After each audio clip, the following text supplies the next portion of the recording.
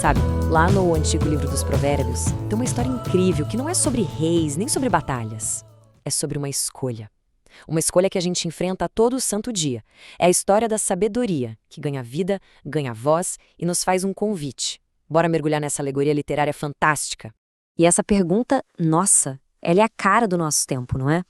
A gente é bombardeado o tempo todo por informação ou por opinião, por convites de tudo que é lado. É um barulho constante. A questão é, no meio de tantas vozes disputando nossa atenção, como é que se faz para saber qual é o caminho certo? E o legal é que a resposta que esse texto antigo dá não é só uma lista de faça isso, não faça aquilo. É muito mais esperto.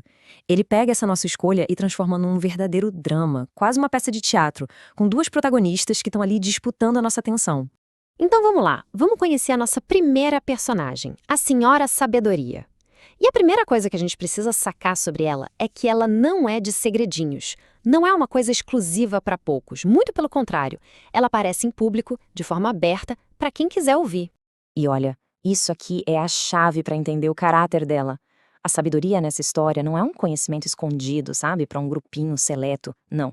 Ela é ativa, ela tem voz, ela quer ser encontrada. Ela tá onde a vida acontece, nos portões da cidade, nas encruzilhadas, no meio da rua. E a força da linguagem aqui é demais. Pensa bem, os verbos são grita e levanta a voz. Isso passa uma paixão, uma urgência, né? A sabedoria não está cochichando, ela está clamando, fazendo questão que a mensagem dela seja ouvida por qualquer um que esteja disposto a parar um minutinho para escutar. Então, o resumo da ópera é o seguinte: a Senhora Sabedoria é uma figura que representa ordem e criação. Ela é eloquente, ela corre atrás de um público.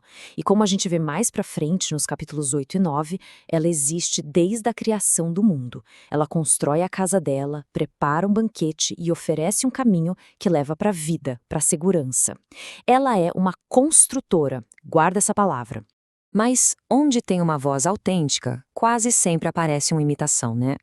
E agora a gente vai conhecer a antagonista da nossa história, a Senhora Loucura. Ela é a personificação do engano, uma cópia bem perigosa da verdadeira sabedoria. O texto chama ela de pastiche mal feito, ou seja, uma imitação barata, uma cópia mal feita. Ela usa as mesmas táticas da sabedoria, mas a intenção dela é destruir. A promessa dela é um atalho, um prazer que dura pouco e que no fim das contas leva para a ruína. É tipo uma miragem no deserto, sabe? Parece incrível de longe, mas quando a gente chega perto, não tem nada ali. E é aqui que a gente vê o quão genial é a tática dela. Olha só isso. O convite é exatamente o mesmo, palavra por palavra.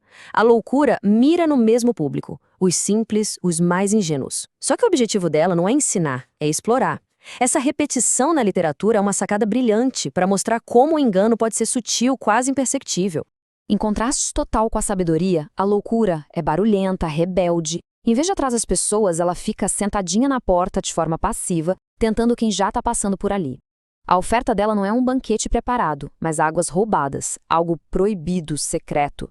E o resultado final? Bom, não é vida, é destruição. Lembra que a sabedoria constrói? Pois é, a loucura derruba a própria casa com as mãos. Ok, agora que a gente já conhece as duas personagens, vamos colocar elas lado a lado, para um confronto direto. É aqui que a escolha fica totalmente clara e a gente percebe a genialidade dessa alegoria. Esse quadro aqui resume tudo perfeitamente.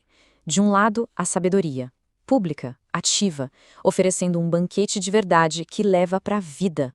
Do outro, a loucura, escondida, passiva, oferecendo uns prazeres secretos que levam para a morte. O lugar, o método, a oferta, o público e, o mais importante, o resultado.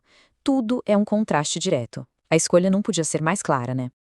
Ok, a gente já entendeu o que da história, mas a pergunta agora é por quê? Por que contar essa história desse jeito? Por que transformar a sabedoria e a loucura em personagens, em mulheres? Vamos dar uma olhada na função literária por trás dessa escolha?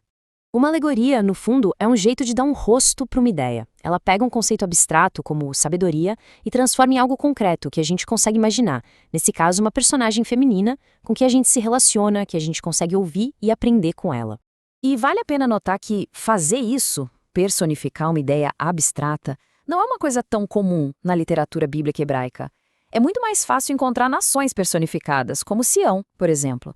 Mas dar um corpo e uma voz para a própria sabedoria, isso é uma escolha literária muito forte, muito deliberada, que faz essa passagem ser única. Então, essa alegoria tem um propósito duplo. Primeiro, o didático, o de ensinar. Pensa bem, é muito mais fácil lembrar da história de duas mulheres fazendo convites do que decorar uma lista de regras morais. E segundo, o propósito estético.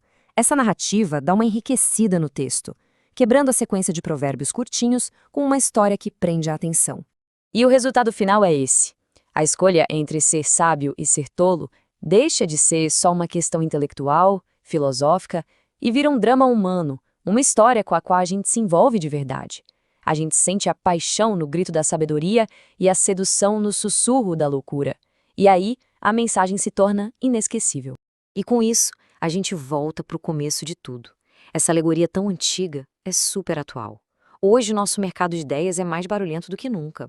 As vozes da sabedoria e da loucura ainda estão aí, nos convidando todos os dias. A pergunta que essa obra literária deixa pra gente, atravessando os séculos, é qual convite a gente tem aceitado? Em qual banquete a gente tem sentado para comer? Uma reflexão que continua tão poderosa hoje quanto era há milhares de anos.